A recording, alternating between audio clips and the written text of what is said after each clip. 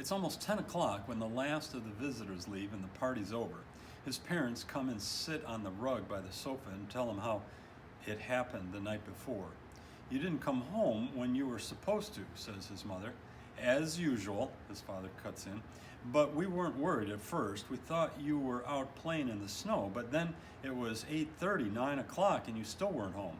That's when we officially started to worry." His mother called the homes of kids he might be playing with while his father started trekking the streets calling his name. They really didn't want to call the police. Only an hour before, there had been all that commotion over the little lost girl on Willow Street, and now they knew how it would sound. Guess what? Another one's lost. But then it's dark and the streets are deserted and every kid in town is safe and snug at home except yours. You don't care how it sounds, you call the police. And they come like a flashing army. The same police cars and rescue trucks and emergency vans that had been out for the little girl only hours before. Now it was their street lit up like a block party. Only it wasn't like the little girl, says his father. "We weren't finding you fast, and the snow was coming down, turning into sleet, then rain. You were out looking too, right, Dad?" he says. His dad looks at him. "Yeah, I was out. Piece of cake for you, right?" He's thinking of his father delivering the mail in all kinds of weather. He's remembering how he used to sit in school and picture his dad hunched like a fullback punching a hole in whistling blizzards. His father gives him a lopsided smile and a squeeze on the knee. "Yeah, piece of cake." They tell him how slowly the minutes and hours passed and how long Polly tried to stay awake but finally couldn't. There were things they tell him and things they do not tell him, and when they come to the end, when the man in the snowplow finds him far from home and brings him back, and the rescue squad takes over the house and gets him dried and warm and checked out, stern to stern, and he's just floppy dopey like a zombie, and they're both so happy and his mother is bawling like a baby. When they come to the end of the end, how they carried him upstairs and put him right into their own bed between them, but then there's a smile on his face and he's feeling something he hasn't felt in years, like he's little again, like he's been hearing a bedtime story. "So," says his father, "just where were you anyway all that time? Where were you looking?" He shrugs. "Alleys mostly." There seems no need to say more. They stay up till midnight. "I know you're not tired," his mother says, "but why don't you just give it a try? See what happens." He asks them if he can stay downstairs and sleep here on the sofa. He's getting to like it. They look at each other and finally say okay, as long as he promises not to go sneaking out the door as soon as they turn their backs. They kiss him goodnight, one final hand on his forehead, and upstairs they go. The house is dark and quiet. Everything is dark and quiet by the inside of his head. The house is dark and quiet.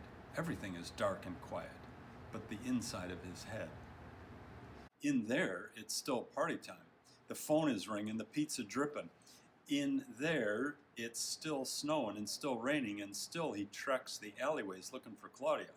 But now it's almost fun because the rest of him is plenty warm and on the sofa, and Claudia got found at 8 o'clock tops. Closes his eyes and gives it a try. Not much happens, but he keeps trying. He hums a lullaby to himself. In the dark, a few small muscles here and there continue to stir. They do not want to sleep. They want to be out in the alley searching. And it comes to him what he needs to do. He gets up. He wears the blanket like a robe. In the dark, he feels his way to the front door. He feels for the deadbolt latch. He turns it slowly, as silently as he can, holding his breath. He turns the knob silently, slowly.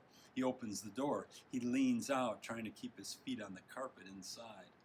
The night air is cold on his neck. He leans out as far as he can and looks up. He smiles. The sky is clear. They're still there, the stars. He comes back in, closes the door.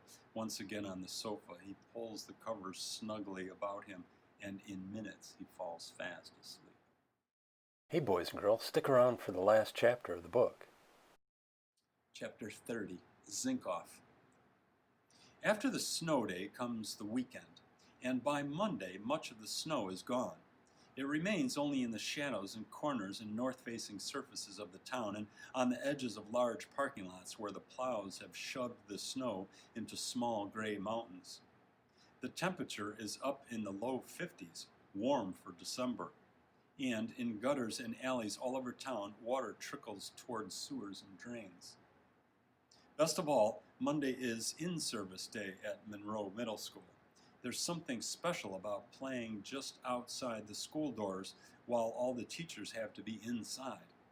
Kids are swarming, hockey on the parking lot, football and soccer in the fields, goofing off all over in the balmy weather. Under a canopy of arching footballs, two kids, Tuttle and Bonds, are having a discussion.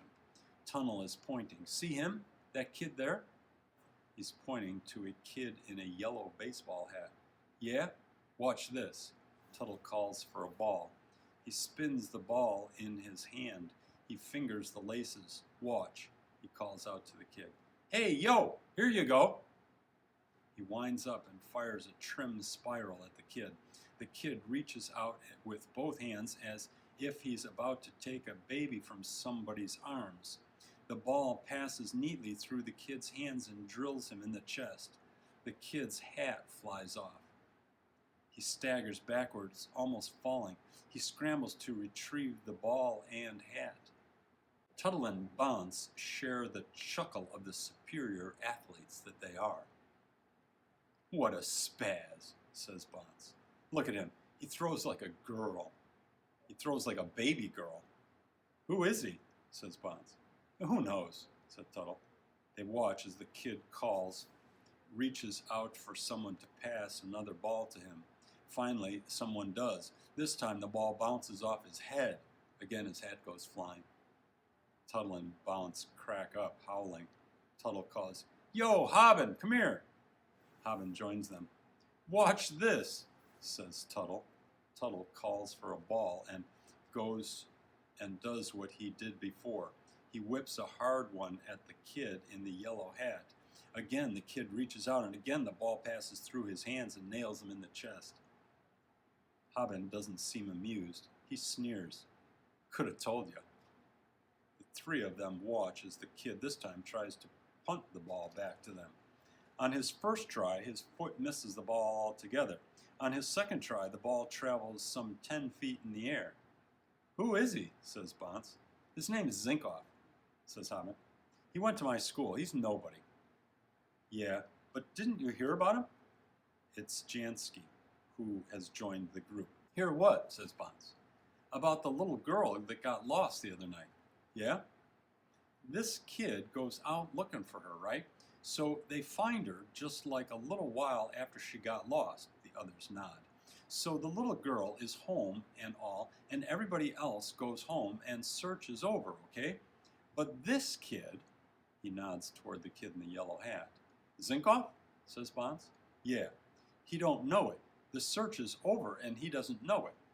The four of them turn to look at the kid, Bonds says. The little girl is home all safe and found, and she's still and he's still out looking for her. Jansky grins into Bonds' face. He says it slowly.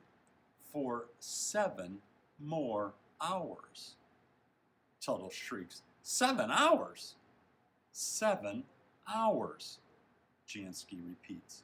A snowplow found him at 2 o'clock in the morning. Almost ran him over. He was 2 miles from home.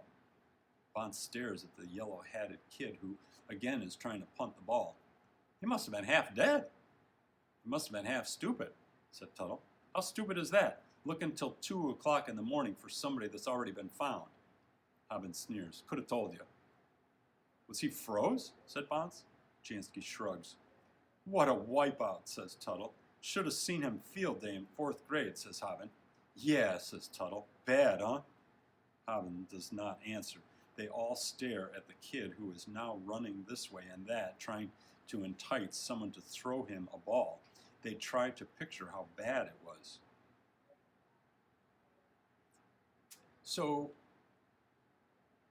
they think that he's stupid because he was looking for 7 hours longer than he needed to, right?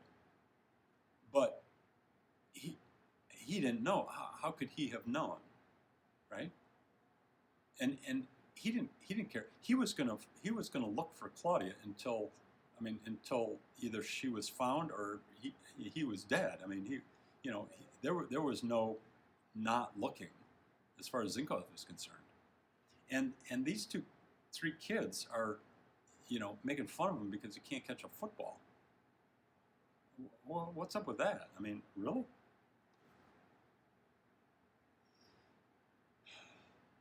And he likes school. He goes early. Everyone turns to stare at Hobbin, who has spoken these words. They keep staring at him, waiting for him to say he was kidding. But Hobbin says nothing else. They turn their attention back to the kid in the yellow hat who seems not to know he's been stared at. At last, Bond says, "Let's go get a game." Everybody breaks from the trance. "Yeah," Tuttle calls. "Game, game." Kids who want to play come running. Teams are chosen. Tuttle and Bonds are the captains. They flip fingers for first pick. Tuttle wins. "Hobbit," he says. "Jansky," says Bonds. They go on choosing sides. Tuttle's here, Bonds is here, until the only one left is the kid in the yellow hat. But the sides are even. Tuttle and Bonds have each chosen 7 kids. Yellow hat is a leftover. But this kid's not acting like a leftover. A normal leftover would see that he's one too many and everybody but him has been picked, and that therefore he must be pretty hopeless, and therefore he better just get on out of there and go play something he's good at, like Monopoly.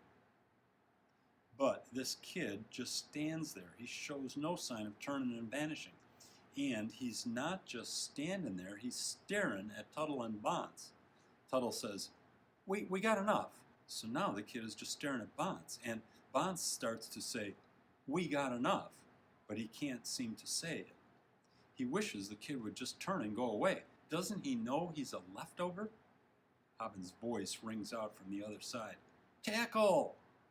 They usually play 2-hand tag. There are no pads, no helmets, and half the field is muddy from the melted snow, but no one objects. No one wants to appear to be afraid to play tackle. Jansky speaks. "The sides are even up. We don't need anybody else." Well, actually, she said, "We don't need nobody else." The kid does not take the hint. This is uncharted territory. A leftover who won't go away. Still, Bonds holds the power. All he has to do is open his mouth. "Please go," he thinks. The kid is still staring at Bonds. The kid really is stupid. The kid doesn't know that even if he's allowed in, he's only going to be ignored or embarrassed or hurt. He doesn't know that he's a klutz, doesn't know he's out of his league, doesn't know a leftover doesn't stare down a chooser, doesn't know he's supposed to look down at his shoes or up at the sky and wish he could disappear, because that's what he is, a leftover, the last kid left. But the kid won't back off, and his stare is hitting Bonds like a football in his forehead. In those eyes, Bonds sees something he doesn't understand and something else he dimly remembers. It occurs to him that he wants to ask the kid what it was like those 7 hours. He thinks he must be able to see them in the kid's eyes, some sign of them, but he cannot. He wants to ask the kid what it was like being that cold. This is goofy, he thinks. He thinks of 1,000 things to say, 1,000 other ways this could go. But in the end, there's really only one word. He knows that, one word from him, and who knows where we go from there. He points. He says it. "Zinkov!" And the game begins.